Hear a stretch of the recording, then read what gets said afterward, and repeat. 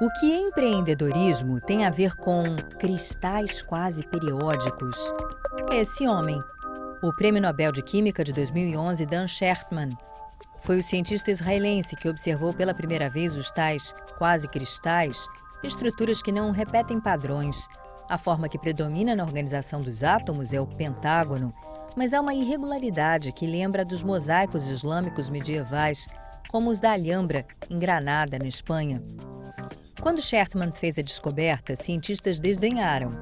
O respeitado Linus Pauling disse: não existem quase cristais, só quase cientistas. Mas Shechtman não desistiu e a comunidade científica acabou aceitando a mudança de paradigma. Além da pesquisa, ele desenvolveu outra paixão: formar jovens empreendedores que unam ciência e negócios. O curso de empreendedorismo tecnológico criado por Dan Shechtman há 26 anos no Technion, o Instituto Israelense de Tecnologia em Haifa, é concorrido. Por ele já passaram 10.000 alunos.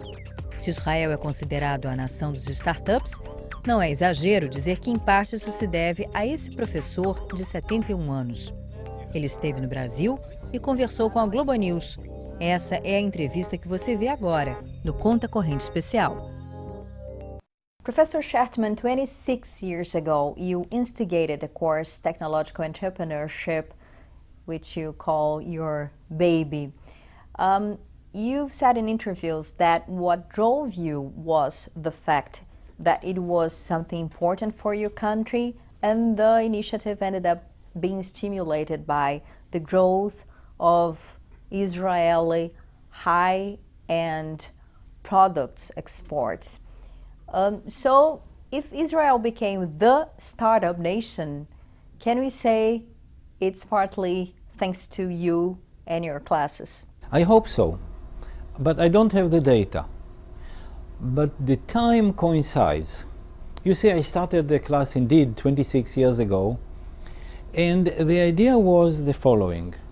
First, I thought that technological entrepreneurship is the key to economical progress in every country, and especially in Israel.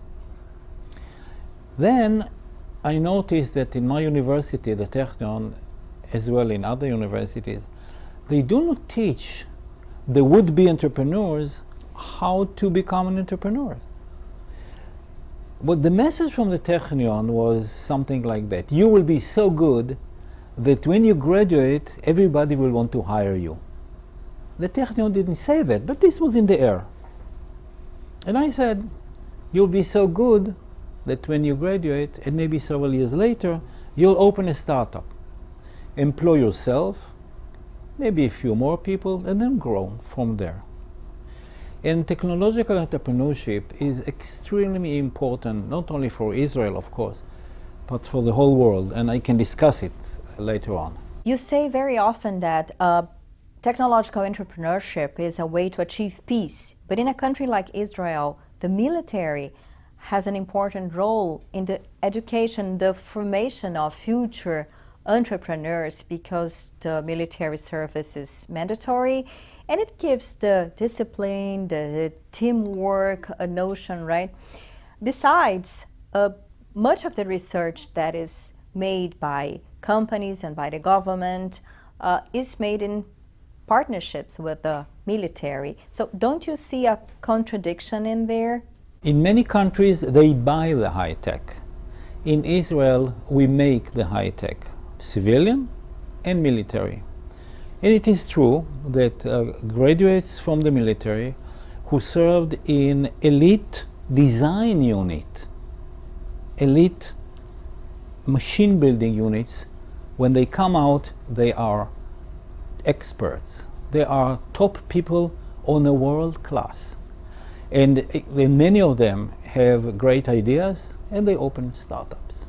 You make a point that a country that is investing in technological entrepreneurship instead of relying on natural resources will survive much easier a financial and social crisis. But even a country that produces high-end products has to import raw materials and food from somewhere.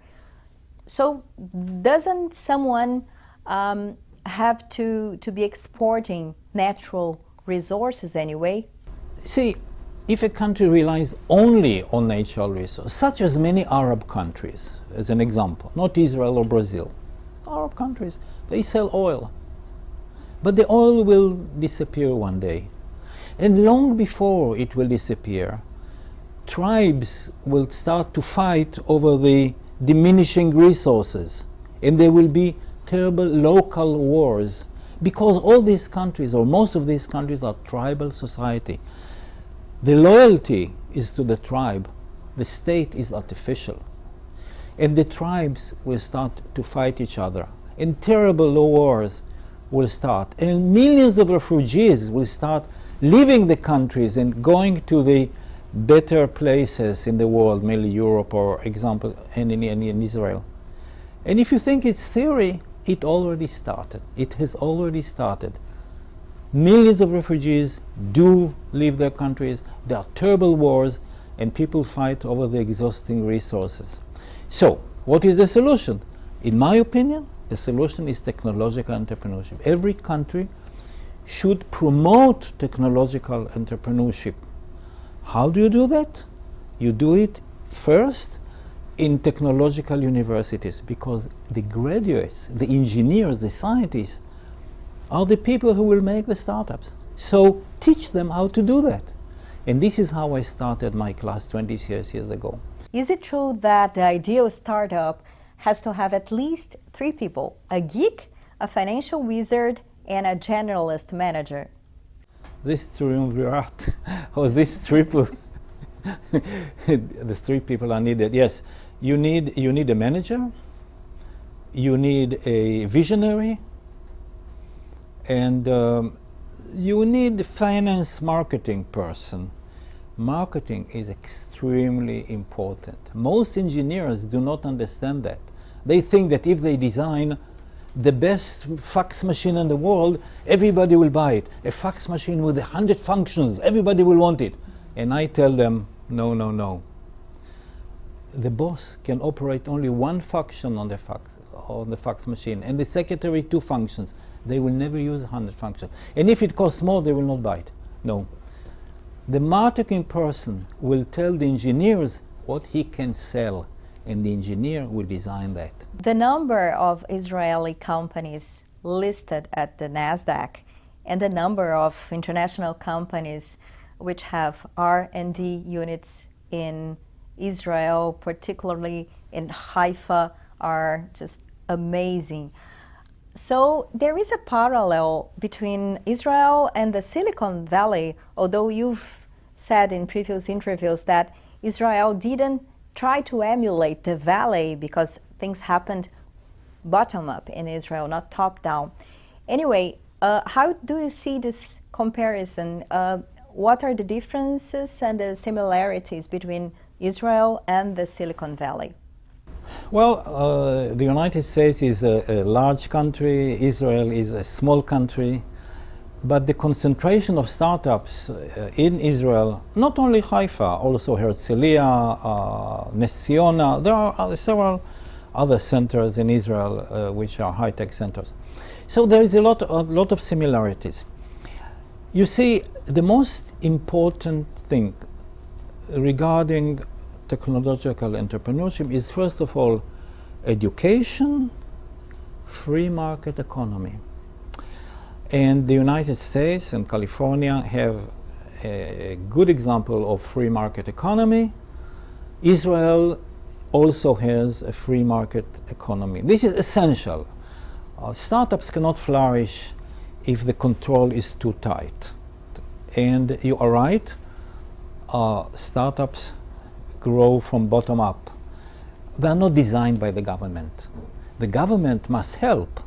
The government must provide sometimes money to help the emerging startups, but in regulations. Regulations should promote entrepreneurship, and regulations about free market economy are extremely important. So education, free market economy, and motivation. And motivation is an atmosphere. It's not something that you can touch. It's an atmosphere. Everybody says, it's a wonderful idea. Talking about comparisons, a journalist has once compared you to Steve Jobs because according to him, like Jobs did, you have passion for your work, optimism, and the drive to go ahead despite the critics. What do you think of this comparison? Oh, I would not compare myself to him. He was a true giant. What Steve Jobs did, I don't know that anybody ever in technological entrepreneurship ever did that.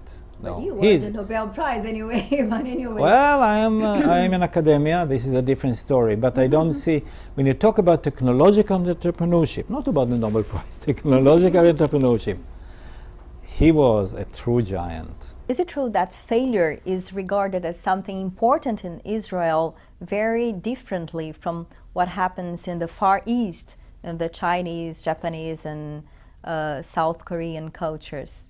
You're absolutely right. There are countries in which failure is considered a shame for the individual, for his family, and for the whole society. And in such countries, young people will not take the risk. In other society, like the Israeli society, if somebody opens a startup and he fails, we say, okay, you have one scar. Now, second time, you will not do the same mistakes. You are better educated, better prepared to become an entrepreneur now. So a failure in our society is not at all considered something bad on you, and definitely not on the family. So people are willing to take the risk. We mentioned failure, and you have once felt rejected, your words, after your discovery of the quasi-crystals. Linus Pauling, for instance, called you a quasi-scientist, and you were asked by your research leader to leave the team because, according to him, you were a disgrace to the group. It was a battle against established science, and it took like 5 years for your colleagues to say, okay, Danny, now you were talking. Have you never thought of just giving up? It sounds horrible, but it was not that, it was not that bad. At the time, I felt rejected here and there, but it was not something that really affected me. But I must tell you that when my colleague and I published the first 2 papers, immediately a group of excellent, eminent, young, avant-garde scientists started to grow all over the world, all over the scientific world, in France, in Japan, in China, in the United States, in many other countries. And these were all experimentalists who repeated my results, said, okay, we have it. And people started to call me in my office, hey Danny, we have it, from all over the world. So some people, like Professor Linus Pauling, who was the most eminent chemist of the 20th century, definitely in the United States, he belonged to a generation of people who would not listen. He thought he knew everything, and he knew a lot, but he didn't know everything, and he was not open. And a good scientist is an open scientist who is listening to new ideas. Now, let's be careful here. Most new ideas, most new sort of discoveries are artifacts, are wrong. Okay, the scientific community knows how to, with them, how to sieve them, how to say, no, this is not correct, and show the individual or the group that this is not correct. And this is in most cases. But in some cases, just in some cases, new discoveries are made. And the society of scientists, especially the important scientists, the eminent scientists, should be open. Listen openly and try to see whether it's okay or not okay. And I don't think that the scientific community is doing right by outcasting a scientist who failed once, although he had tremendously good record before, such is the case of Pons and Fleischmann. Our show is more devoted to business and economy, but let's talk a little bit about quasi-periodic crystals. And I was looking at your tie, and your tie reminds me of the description of quasi-periodic crystals. From what I understood, they have atoms arranged in patterns that don't exactly have a pattern because they don't repeat themselves. Earlier, it was believed that crystals had to have atoms packed in symmetrical patterns repeating over and over. Is that more or less correct? Most crystals are periodic. They have atoms arranged in a periodic fashion. Quasi-periodic materials are arranged in such a way that they obey quasi-periodic mathematical equations, but there is order there. Both periodic crystals and quasi-periodic crystals are ordered crystals. They are crystals, right? And while periodic crystals are arranged in a periodic way, quasi-periodic materials are arranged in a quasi-periodic way. That's all there is to it. This tie was made for me by the Technion, my university. It was designed by a Thai designer. They sent me several patterns, and I approved this one here. And it was designed by somebody from Paris, a Thai designer from Paris. And it was made, guess where? In China. And the Technion produced a couple of thousands of them. I hope I'm right about the number. So this tie was given to several important people around the world. For instance, President Barack Obama, whom I met, has one, and Prime Minister of Israel, Benjamin Netanyahu, has one, and the President of Israel has one, and the President of Taiwan has one, and so on. Now, I don't know that they use it, but I do know that the Prime Minister of Israel, Netanyahu, does use it, because if the Prime Minister pays special attention to science and to science achievements, it delivers a message to the country that science is important. What about the properties? From what I read, quasi-periodic materials, they are harder, they don't have much friction, they don't react easily, they do not oxidize. So are all the properties already known by scientists, or are they still being researched? There are hundreds of quasi-periodic materials, and each one has its own properties. And so it's continuously under studies. But then there are a group of materials that share the same properties. It's right to say that some of them have a low coefficient of friction, others have low heat conductivity, some of them have very interesting electrical properties, others have interesting magnetic properties, optical properties. So each group and sometimes each alloy has its own property. This is still under investigation. And quasi-periodic materials are already being used in our daily lives. There is commercial applications like non-sticky pans and needles and razor blades, right? Yeah, there are several commercial applications. I can give you a couple of examples. There is a wonderful Swedish steel made by Sandvik, which is a large Swedish corporation.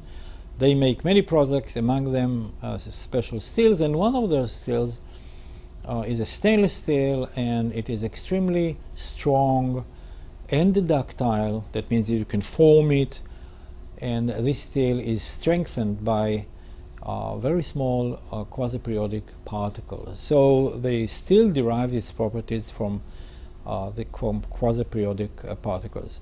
And then there is the application of a coating of frying pans with quasi-periodic coating, and your omelette or filet mignon will not stick to it. It's like metallic Teflon.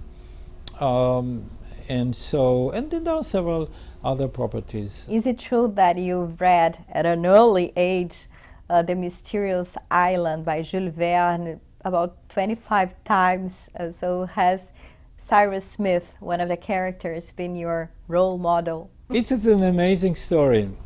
One of the books that amazed me, that I was very affected by, is A Mystery Island by Jules Verne, the French author.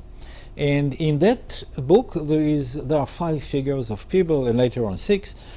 And one of them is the leader. According to me, he was the leader, and he was an engineer. And this engineer, Cyrus Smith, his name, this engineer could do everything. He could do anything. And I wanted to be like him. I thought that being an engineer is the best thing for me. And then I graduated in 1966, mechanical engineer. My dream came true. I became an engineer.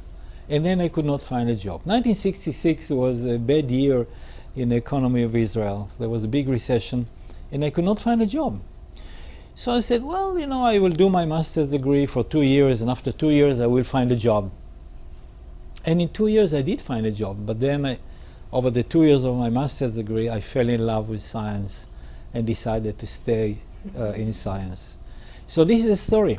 And indeed, everything stemmed from that wonderful book by Jules Verne. Professor Shechtman, thank you very much for this interview. It was wonderful. Toda rabá. Toda rabá. Obrigado.